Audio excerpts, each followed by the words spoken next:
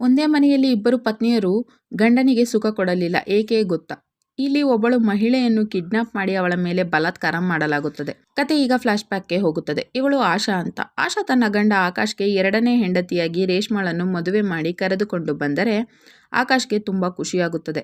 ನಂತರ ಆಶಾ ರೇಷ್ಮಾಳನ್ನು ಚೆನ್ನಾಗಿ ರೆಡಿ ಮಾಡಿ ಆಕಾಶ್ನ ಬೆಡ್ರೂಮ್ಗೆ ಬಿಟ್ಟು ಆಕಾಶ್ ಹತ್ತಿರ ಹೋಗುತ್ತಾಳೆ. ಆವಾಗ ಆಕಾಶ್ ನಿನ್ನ ಥರ ಯಾರೂ ಮಾಡಲು ಸಾಧ್ಯವಿಲ್ಲ ಅಂತ ಆಶಾಗೆ ಹೇಳುತ್ತಾನೆ. ಆವಾಗ ಆಶಾ ನಾನೇನು ಮಾಡಿದ್ದೇನೆ, ನನ್ನ ಗಂಡನ ಎರಡನೇ ಮದುವೆಯ ಆಸೆ ಈಡೇರಿಸಿದ್ದೇನಷ್ಟೆ ಅಂತ ಹೇಳುತ್ತಾಳೆ. ಆವಾಗ ಆಕಾಶ್ ಅವಳನ್ನು ತಬ್ಬಿಕೊಂಡರೆ ಆಶಾ ಇವತ್ತು ನಿಮ್ಮ ಫಸ್ಟ್ ನೈಟ್ ನನ್ನ ಜೊತೆ ಅಲ್ಲ ರೇಷ್ಮಾಳ ಜೊತೆಯಲ್ಲಿದೆ ಅಂತ ಹೇಳಿ ಅವನನ್ನು ರೇಷ್ಮಾ ಹತ್ತಿರ ಬಿಟ್ಟು ಹೋಗುತ್ತಾಳೆ. ಆವಾಗ ಆಕಾಶ್ ನೀನು ಹ್ಯಾಪಿಯಾಗಿದ್ದೀಯಾ ತಾನೆ ಅಂತ ರೇಷ್ಮಾಳನ್ನು ಕೇಳುತ್ತಾನೆ. ಆವಾಗ ರೇಷ್ಮಾ ನಮ್ಮ ಪೇರೆಂಟ್ಸ್ರಿಂದ ನಮ್ಮ ಸತ್ಯ ಬಚ್ಚಿಟ್ಟು ನನಗೆ ಸರಿ ಅನಿಸುತ್ತಿಲ್ಲ ಅಂತ ಹೇಳುತ್ತಾಳೆ. ಆವಾಗ ಆಕಾಶ್ ಅವರಿಗೆ ಎರಡನೇ ಮದುವೆಯ ವಿಷಯ ಗೊತ್ತಾಗಿದ್ದರೆ ಅವರು ಈ ಮದುವೆಗೆ ಎಂದಿಗೂ ಒಪ್ಪುತ್ತಿರಲಿಲ್ಲ. ಈಗ ಇದರಿಂದ ನಾವು 3 ಜನ ಖುಷಿಯಾಗಿದ್ದೇವೆ ತಾನೆ, ಹಾಗಾಗಿ ಈ ವಿಷಯ ನಮ್ಮ ಮಧ್ಯೆ ಮಾತ್ರ ಇರಲಿ ಅಂತ ಹೇಳುತ್ತಾ ಅವಳೊಂದಿಗೆ ಸ್ವರ್ಗ ಸುಖ ಕಾಣುತ್ತಾನೆ. ಮರುದಿನ ರೇಷ್ಮಾ ಲೇಟಾಗಿ ಎದ್ದರೆ ಆಶಾ ಅಡುಗೆ ಮಾಡುತ್ತಿರುತ್ತಾಳೆ. ಆವಾಗ ರೇಷ್ಮಾ ಸಾರಿ ಅಕ್ಕ, ಹೇಳುವುದು ಲೇಟ್ ಆಯಿತು ಅಂತ ಆಶಾಗೆ ಹೇಳುತ್ತಾಳೆ. ಆವಾಗ ಆಶಾ ನಿನ್ನೆ ರಾತ್ರಿ ಲೇಟಾಗಿ ಮಲಗಿರುತ್ತೀಯ, ಹಾಗಾಗಿ ಹೇಳುವುದು ಕೂಡ ಲೇಟಾಗಿರಬೇಕು ಬಿಡು ಅಂತ ಹೇಳುತ್ತಾಳೆ. ಆವಾಗ ಆಕಾಶ್ ಅಲ್ಲಿಗೆ ಬಂದು ರೇಷ್ಮಾಳನ್ನು ತಬ್ಬಿಕೊಳ್ಳುತ್ತಾನೆ. ಆವಾಗ ರೇಷ್ಮಾ ಅಕ್ಕ ಇದ್ದಾಳೆ ಬಿಡಿ ಅಂತ ಹೇಳುತ್ತಾಳೆ. ಆವಾಗ ಆಕಾಶ್ ನೀವಿಬ್ಬರು ನನ್ನ ಹೆಂಡತಿಯರಿದ್ದೀರಾ, ನಾನು ಯಾವಾಗ ಎಲ್ಲಿ ಬೇಕಾದರೂ ಇಬ್ಬರ ಜೊತೆ ಎಂಜಾಯ್ ಮಾಡುತ್ತೇನೆ ಅಂತ ಹೇಳುತ್ತಾನೆ. ಆವಾಗ ಆಶಾ ಹೌದು ಆಕಾಶ್ ಯಾರ ಬೇಕಾದವರ ಜೊತೆ ಇರಲಿ, ಒಟ್ಟಿನಲ್ಲಿ ಆಕಾಶ್ ಖುಷಿಯಾಗಿದ್ದರೆ ಸಾಕು ಬಿಡು ಅಂತ ರೇಷ್ಮಾಗೆ ಹೇಳುತ್ತಾಳೆ. ಆವಾಗ ಆಕಾಶ್ ನೋಡು ಇವಳನ್ನು ನೋಡಿ ಕಲಿತುಕೋ ಅಂತ ರೇಷ್ಮಾಗೆ ಹೇಳುತ್ತಾ ಮತ್ತೆ ಇಬ್ಬರನ್ನು ತಬ್ಬಿಕೊಳ್ಳುತ್ತಾನೆ. ನಂತರ ಆಕಾಶ್ ಡ್ಯೂಟಿಗೆ ಹೊರಟು ನಿಂತರೆ ಆತನನ್ನು ಕರೆಯಲು ಅವನ ಫ್ರೆಂಡ್ ಕುಮಾರ್ ಮನೆಗೆ ಬಂದು ನಿನ್ನ ಎರಡನೇ ಹೆಂಡತಿಯನ್ನು ಭೇಟಿ ಮಾಡಿಸಲ್ವಾ ಅಂತ ಆಕಾಶ್ನನ್ನು ಕೇಳುತ್ತಾನೆ. ಆವಾಗ ಆಕಾಶ್ ಈ ವಿಷಯ ಬೇರೆ ಯಾರಿಗೂ ಹೇಳಬೇಡ ಅಂತ ಕುಮಾರ್ಗೆ ಹೇಳುತ್ತಾ ರೇಷ್ಮಾಳನ್ನು ಕರೆದು ಕುಮಾರ್ಗೆ ಭೇಟಿ ಮಾಡಿಸುತ್ತಾನೆ. ಆವಾಗ ಕುಮಾರ್ ರೇಷ್ಮಾಳನ್ನು ಕೆಟ್ಟ ದೃಷ್ಟಿಯಿಂದ ನೋಡಲು ಶುರು ಮಾಡುತ್ತಾನೆ. ಆವಾಗ ಆಶಾ ನಿಮ್ಮಿಬ್ಬರಿಗೂ ಆಫೀಸ್ಗೆ ಲೇಟ್ ಆಗುತ್ತಿಲ್ಲವೇ ಅಂತ ಕೇಳಿ ಅವರನ್ನು ಆಫೀಸ್ಗೆ ಕಳಿಸುತ್ತಾಳೆ. ನಂತರ ನೈಟ್ ತುಂಬಾ ಸಮಯವಾದರೂ ಆಕಾಶ್ ಮನೆಗೆ ಬರಲ್ಲ. ಆವಾಗ ಆಶಾ ಟೆನ್ಷನ್ ಮಾಡಿಕೊಂಡು ಒದ್ದಾಡುತ್ತಿದ್ದರೆ ರೇಷ್ಮಾ ಅವಳಿಗೆ ಸಮಾಧಾನ ಮಾಡಲು ಶುರು ಮಾಡುತ್ತಾಳೆ. ಆವಾಗ ಆಕಾಶ್ ಮನೆಗೆ ಬಂದರೆ ರೇಷ್ಮಾ ನೀವು ಮನೆಗೆ ಬರುವುದು ಸ್ವಲ್ಪ ಲೇಟ್ ಆಗಿದ್ದಕ್ಕೆ ಅಕ್ಕ ಬಾಲ ಸುಟ್ಟ ಬೆಕ್ಕಿನ ಥರ ಒದ್ದಾಡುತ್ತಿದ್ದಳು ಅಂತ ತಮಾಷೆ ಮಾಡುತ್ತಾಳೆ. ಆವಾಗ ಆಶಾ ಕೋಪಿಸಿಕೊಂಡು ಹೋದರೆ ರೇಷ್ಮಾ ಅಕ್ಕನಿಗೆ ಬೇಜಾರಾಯಿತೇನು, ಈಗ ನೀವೇ ಅವಳನ್ನು ಸಮಾಧಾನ ಮಾಡಲು ಹೋಗಿ ಅಂತ ಆಕಾಶ್ಗೆ ಹೇಳಿ ಕಳಿಸುತ್ತಾಳೆ. ಆವಾಗ ಆಶಾ ಹತ್ತಿರ ಹೋದ ಆಕಾಶ್ ಅವಳಿಗೆ ಸ್ವರ್ಗಸುಖ ತೋರಿಸಿ ಅವಳನ್ನು ಕೂಲ್ ಮಾಡುತ್ತಾನೆ. ಮರುದಿನ ಕುಮಾರ್ ಆಕಾಶ್ನನ್ನು ಕರೆಯಲು ಮತ್ತೆ ಮನೆಗೆ ಬಂದು ರೇಷ್ಮಾಳನ್ನು ನೋಡುತ್ತಾ ನಿಲ್ಲುತ್ತಾನೆ. ಆವಾಗ ಆಕಾಶ್ ಬಾ ಇನ್ನು ಹೋಗೋಣ ಅಂತ ಕುಮಾರ್ಗೆ ಹೇಳಿ ರೇಷ್ಮಾಳನ್ನು ಕೋಪದಿಂದ ನೋಡುತ್ತಾ ಹೋದರೆ ಕುಮಾರ್ ಏಕೆ ಕೋಪ ಮಾಡಿಕೊಂಡಿದ್ದೀಯಾ ಅಂತ ಆಕಾಶ್ನನ್ನು ಕೇಳುತ್ತಾನೆ. ಆವಾಗ ಆಕಾಶ್ ನನಗೆ ಇಬ್ಬಿಬ್ಬರು ಹೆಂಡತಿಯರಿದ್ದರೂ ಯಾರೂ ನನ್ನನ್ನು ಕೇರ್ ಮಾಡುತ್ತಿಲ್ಲ, ಬದಲಾಗಿ ಅವರಿಬ್ಬರೇ ತುಂಬ ಅನ್ಯೂನ್ಯವಾಗಿದ್ದಾರೆ ಅಂತ ಹೇಳುತ್ತಾನೆ. ಆವಾಗ ಕುಮಾರ್ ಅದು ಹೇಗೆ ಸಾಧ್ಯ, ಅವರಿಗೆ ಮೊದಲು ನೀನೇ ಇಂಪಾರ್ಟೆಂಟ್, ನೀನು ಅವರಿಬ್ಬರ ನಡುವೆ ಜಗಳ ತಂದಿಟ್ಟು ನೋಡು, ಆಮೇಲೆ ಎಲ್ಲವೂ ಸರಿ ಹೋಗುತ್ತದೆ ಅಂತ ಹೇಳುತ್ತಾನೆ. ನಂತರ ನೈಟ್ ಆಕಾಶ್ ಕೇವಲ ಆಶಾಗಷ್ಟೇ ಹೂ ತೆಗೆದುಕೊಂಡು ಹೋಗುತ್ತಾನೆ.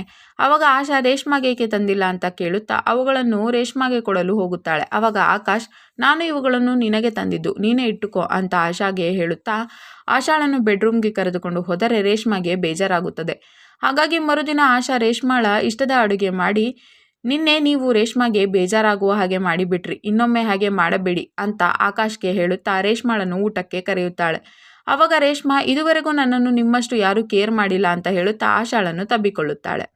ಆವಾಗ ಅದನ್ನು ನೋಡಿ ಆಕಾಶ್ ಮತ್ತಷ್ಟು ಕೋಪಗೊಂಡು ಕುಮಾರ್ ಹತ್ರ ಹೋಗಿ ವಿಷಯ ತಿಳಿಸಿ ಟೆನ್ಷನ್ನಲ್ಲಿ ಸಾಕಷ್ಟು ಡ್ರಿಂಕ್ಸ್ ಮಾಡಿ ಇವರಿಬ್ಬರ ಪ್ರೀತಿಯ ಮುಂದೆ ಇವರಿಗೆ ನಾನೇ ಕಾಣುತ್ತಿಲ್ಲ ಅಂತ ಕೂಗಾಡಲು ಶುರು ಮಾಡುತ್ತಾನೆ.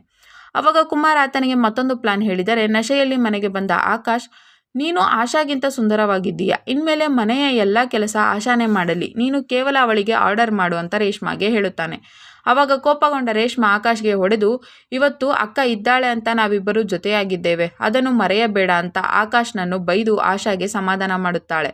ನಂತರ ಮರುದಿನ ಆಕಾಶ್ ಆಶಾ ಹತ್ರ ಹೋಗಿ ನೆನ್ನೆ ನಾನು ನಶೆಯಲ್ಲಿ ಹಾಗೆಲ್ಲ ಮಾತನಾಡಿಬಿಟ್ಟೆ, ಸಾರಿ ಅಂತ ಹೇಳುತ್ತಾನೆ. ಆವಾಗ ಆಶಾ ಅವನನ್ನು ಕ್ಷಮಿಸಿ ರೇಷ್ಮಾ ಹತ್ರನೂ ಸಾರಿ ಕೇಳಿ ಅಂತ ಆಕಾಶ್ಗೆ ಹೇಳುತ್ತಾಳೆ. ಆವಾಗ ಆಕಾಶ್ ಆಯಿತು ಅಂತ ಹೇಳಿದರೆ ರೇಷ್ಮಾ ಅದೆಲ್ಲವನ್ನು ನೋಡಿ ಬಟ್ಟೆ ತೊಳೆಯಲು ಹೋಗುತ್ತಾಳೆ. ಆವಾಗ ಕುಮಾರ್ ಅಲ್ಲಿಗೆ ಬಂದು ರೇಷ್ಮಾಳನ್ನು ಮತ್ತೆ ಕೆಟ್ಟ ದೃಷ್ಟಿಯಿಂದ ನೋಡಲು ಶುರು ಮಾಡುತ್ತಾನೆ.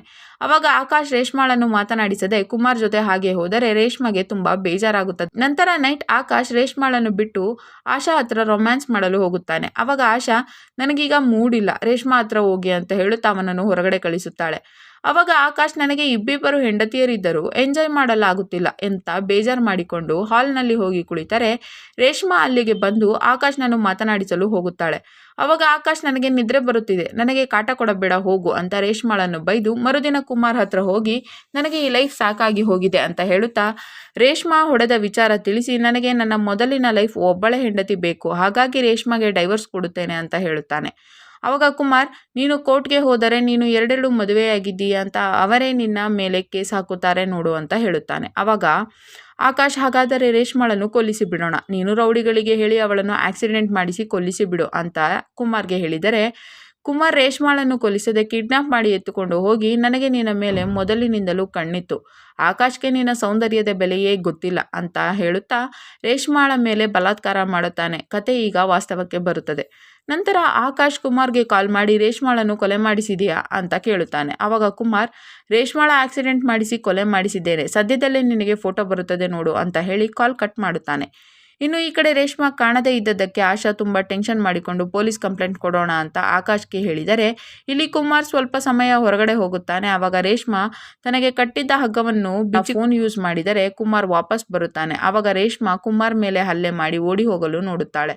ಆವಾಗ ಕೋಪಗೊಂಡ ಕುಮಾರ್ ಅವಳನ್ನು ಕೊಲ್ಲಲು ನೋಡಿದರೆ ಅದೇ ಸಮಯಕ್ಕೆ ಆಶಾ ಆಕಾಶ್ ಜೊತೆ ಅಲ್ಲಿಗೆ ಬಂದು ರೇಷ್ಮಾಳನ್ನು ಕಾಪಾಡುತ್ತಾಳೆ. ಆವಾಗ ಆಕಾಶ್ ತನ್ನನ್ನು ತಾನು ಕಾಪಾಡಿಕೊಳ್ಳಲು ಎಲ್ಲ ಅಪವಾದ ಕುಮಾರ್ ಮೇಲೆ ಬರುವ ಹಾಗೆ ಕುಮಾರ್ನನ್ನು ಬೈಯಲು ಶುರು ಮಾಡಿದರೆ ಕುಮಾರ್ ಇದೆಲ್ಲ ಆಕಾಶ್ನದ್ದೇ ಪ್ಲಾನ್ ಅಂತ ಆಶಾಗೆ ಹೇಳುತ್ತಾನೆ. ಆವಾಗ ಆಶಾ, ನಿನಗೆ ಬೇಕಾದಾಗ ಮದುವೆಯಾಗಿ ಬೇಡವಾದಾಗ ಕೊಲೆ ಮಾಡಿಸಲು ನಾವಿಬ್ಬರೆಂದರೆ ನೀನೇನು ತಿಳಿದುಕೊಂಡಿದ್ದೀಯಾ ಅಂತ ಆಕಾಶ್ನನ್ನು ಒಡೆಯಲು ಹೋಗುತ್ತಾಳೆ.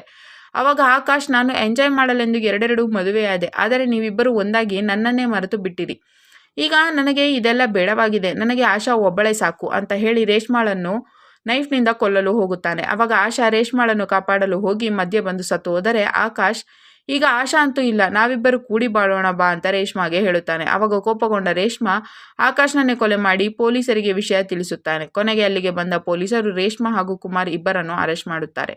ಕತೆ ಇಲ್ಲಿಗೆ ಮುಗಿಯುತ್ತದೆ. ಈ ವಿಡಿಯೋವನ್ನು ಪೂರ್ತಿ ನೋಡಲು ಗರಂ ಮಸಾಲಾ ಎಂಬ ಯೂಟ್ಯೂಬ್ ಚಾನಲ್ನಲ್ಲಿ ದೋ ಪತ್ನಿ ಎಂದು ಹುಡುಕಿ ನೋಡಬಹುದು.